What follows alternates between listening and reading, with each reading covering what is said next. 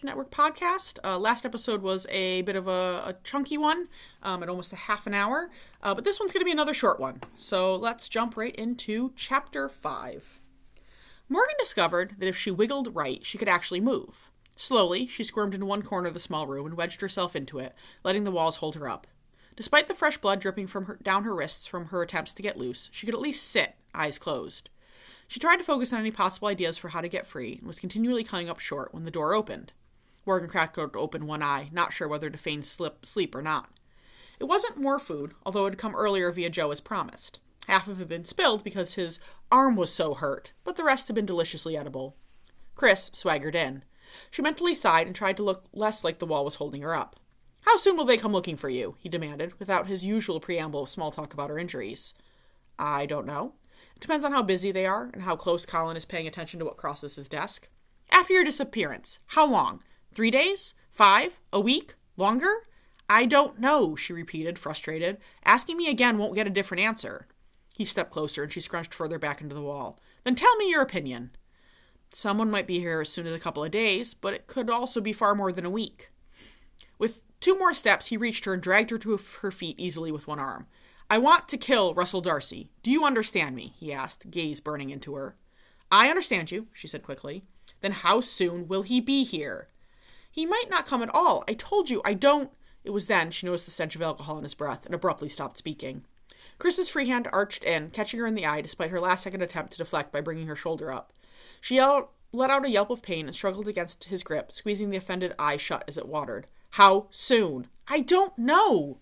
He hit her again, shoving her back into the wall, and brought his face so close her good eye couldn't focus clearly. Distinctly, she knew part of that might have been the food deprivation and the fact her head felt as if a good shake would detach it completely from the rest of her body. "I want his head," he told her calmly. "You've told me. He had better come, or else I might have to figure out a way to make him come. And I don't think you'll like that much, Morgan." She swallowed. "He'll come," she told him far more confidently than she felt. He reached out, and she shied back. He merely chuckled and touched her rapidly swelling eye with his thumb. "I could do worse, Morgan. Much worse," he crooned, voice low. "But I don't like to hurt people." His thumb slipped down along the bridge of her nose and began tracing circles on her cheek. "Do you believe me," he asked earnestly, "that I don't like to hurt people?" She wanted to say no, but she did have some sense of self-preservation. Yes. He relaxed, almost falling against her. Chris pushed his hand harder into her chest to hold himself upright, and Morgan was afraid he was going to snap her ribs. The man wasn't huge, but he kept himself in shape, and she'd always been slight.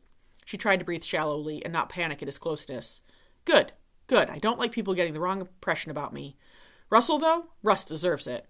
"Why?" she asked before she could stop herself. Chris smiled and pressed into her bruising eye with his thumb. Hard. Smile widening as she squirmed to free her head. "Stop, please," she begged, trying to keep the pain out of her voice and failing.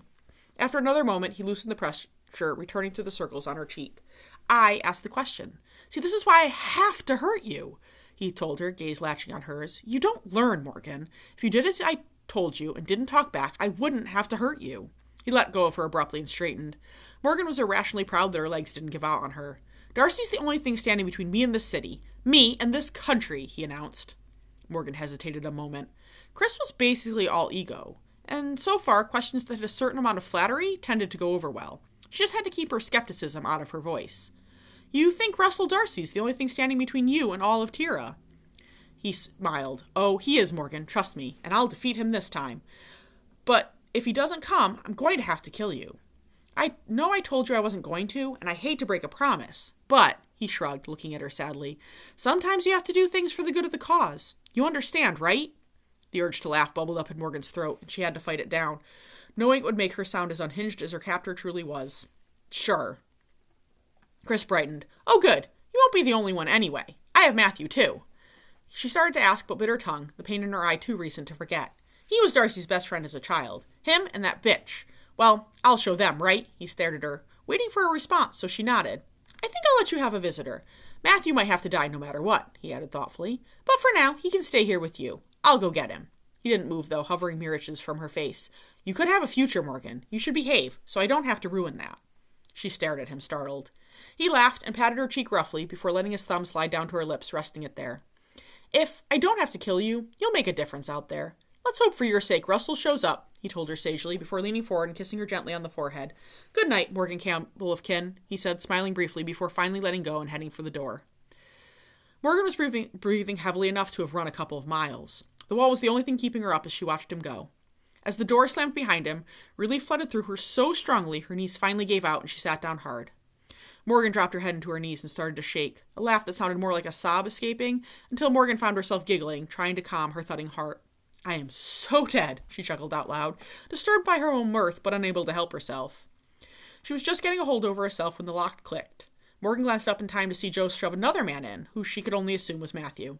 The door slammed again, and she winced as the nose went straight to her head, causing her to bury it back in her knees, this time without the hysterical laughter.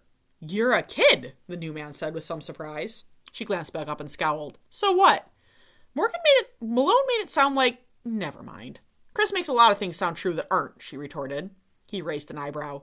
"Chris?" He eyed her, taking in the bruises on her face. "You call him Chris?" "He told me to." Matthew laughed shortly. "If you do everything Christopher Malone tells you to do, you're going to be one very unhappy girl." Morgan bristled, glaring at him, though she knew the effect was hampered by the fact she could only show her emotions out of one eye. The other was still rapidly swelling, and she didn't even dare try to open it.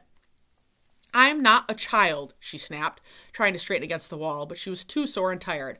"I'm a kin agent," she said flatly. "A kin agent?" This time he was definitely surprised, but she was used to people not expecting that due to her age, so she wasn't offended. "Yes, but you're young." "Oh, and you weren't when you started working for the guilds?" There was a moment pause before he nodded ruefully. "Okay, you made your point. I'm sorry. It's been a rough week." Matthew looked about as good as Morgan felt, and the idea of being here a week made her sick to her stomach. "I'm Matt." "Morgan," she said with a quick smile, sagging down freshly. "I'd shake your hand, but..." Chuckling, he came over and carefully sat a few feet away. "So, you know Russ?" "Not really. Mostly I know of him, but technically he's my boss." "And you told Malone." She frowned at the accusatory tone. "How was I supposed to know he harbored a deep hatred for Russ? He wanted names, and Russ was the first one that popped into my head." Matt sighed, leaning his head back against the wall. "No, you're right. I shouldn't be mad. I'm sure Russ never mentioned where he came from." "Certainly not to me. We only met once at my graduation." He absorbed that. "Will someone be coming for you?" Morgan smiled faintly. "Yeah, I suspect so, and Russ had better be with them or my life's worth nothing." "Malone's going to use us both as bait," he agreed. "You know him well," Chris Malone said. "Will he come?" Matt's gaze went distant. "Honestly, I think your chances are good. Since he's second in command, he'll likely quickly learn about your disappearance, and once he hears it's in Greyspire, he'll come immediately." That was both deeply reassuring, her lifespan wasn't looking quite so short, but also very bad for Russ. From what Morgan had learned, Russ wouldn't be surprised to find the target on his back upon arrival, but it was a much larger percent of Greyspire looking for him than he might expect. She sincerely hoped, as someone who'd risen in the kin ranks almost immediately, he could handle that. And she hoped he brought enough backup, like maybe half the agents would suffice. "You're smiling? Is that such a good thing?" Morgan reddened a little in embarrassment. If he knows about Greyspire, maybe he'll actually bring enough backup." "Let's hope," Matt agreed, letting out a breath that turned into a cough. He grimaced as he pressed a hand to his ribs. "Fuck me." "I think you mean fuck him," Morgan said. Matt blinked, then smiled crookedly. "Yeah, you're right. I do mean fuck him." Their eyes met, and this time at least, Morgan wasn't laughing hysterically alone.